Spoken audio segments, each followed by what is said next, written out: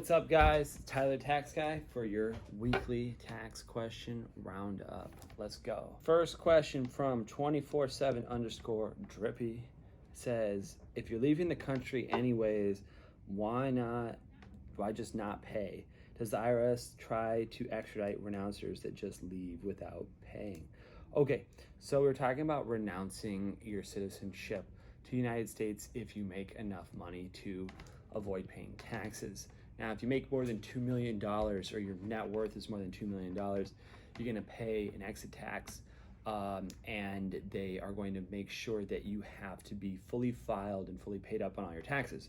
So the reality of the situation is if you just leave the country and don't pay, you won't be able to legally renounce your citizenship, which means every year that you're not there, that you're not filing taxes, the IRS is going to file taxes for you, and you're just going to end up owing more and more money that you never actually owed because you're not filing. Now, if you are filing your taxes every year, and you wait 10 years, that's one way to possibly get out of it, but you would have to not make money for 10 years and keep filing to get past the statute of limitations.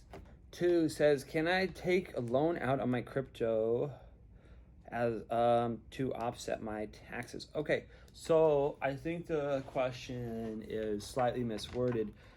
The idea is a loan is an income, right?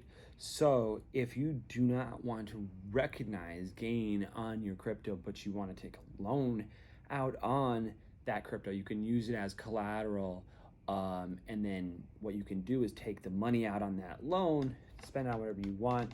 It's not income to you because it's a loan. You're going to have to pay it back.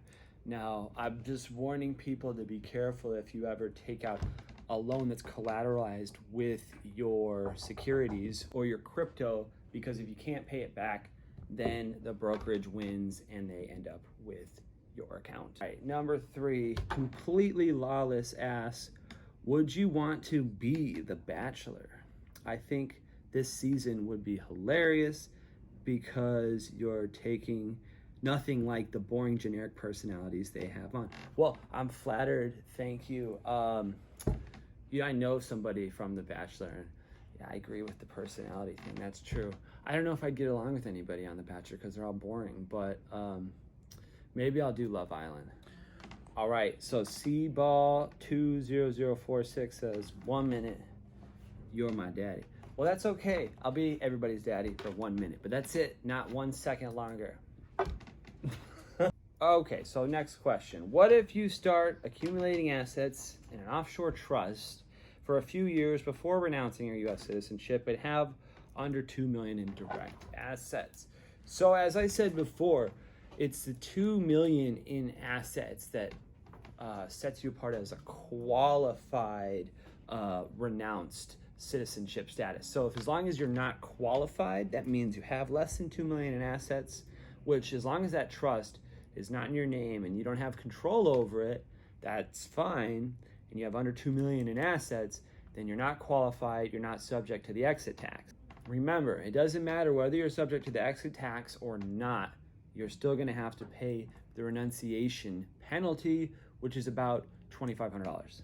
Okay, Jiggity J World says, love your content. I love all of you. We just love each other. You ever seen that movie Chicago? Let's all go to a fast car to hell because we're burning up. Okay, all right, another renunciation question. Can I renounce if I owe back taxes? And if I just stay out of the country and ignore, what would happen? So the same thing, guys. Remember, if you cannot renounce if you owe back taxes, because to renounce, you have to be compliant and you have to be fully filed for the last 5 years and paid up. So not only do you have to have paid your taxes, you have to have filed. And so if you don't pay or file your taxes, the IRS will audit you. And even if you're out of the country, here's the problem. Every international bank is FATCA compliant. What that means is they report their American shareholders or account holders to the IRS. So they know which Americans have accounts at, let's say, HSBC or some other non-American bank, and they report it to the IRS. Are they going to come after and levy that account? Maybe not, but the problem is you'll never be able to get back into the United States without having any trouble. Now keep in mind, if you do piss the IRS off enough, they will and can come after and extradite you and levy your foreign assets. They recently have done this in Panama, and they recently have done this in Switzerland. I'm sure you've seen the news. Rosalio says, I found out I cannot contribute to my IRA because I earned no income in 2020. I already contributed in full.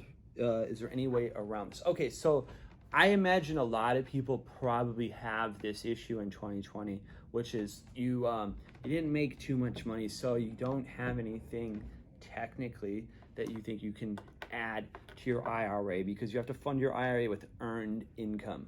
But I want to let you know what the full definition of earned income is, because it's not just what you earned on your W-2. Of course that is, but wages that you earned, also tips, also 1099 income, also certain military benefits, also if you have a small business and you're self-employed, all of these things would count as earned income. So just because you didn't have money on a W-2 doesn't mean you don't have earned income. So take a look at what happened this year and see if you can't, in fact, put more in your IRA. This was another week of Tyler the Tax Guy's roundup of weekly tax questions. Guys, I try to answer most of the questions on TikTok. I do mostly there, but a few of them that I can't get to, I'll answer them here. I'll do that every week, and I will shout out who answers the question. So I'd say the most interesting question of the week today, definitely completely lawless, because now I'm going to be on Love Island. Oh yeah. Don't forget to like and subscribe and follow on TikTok.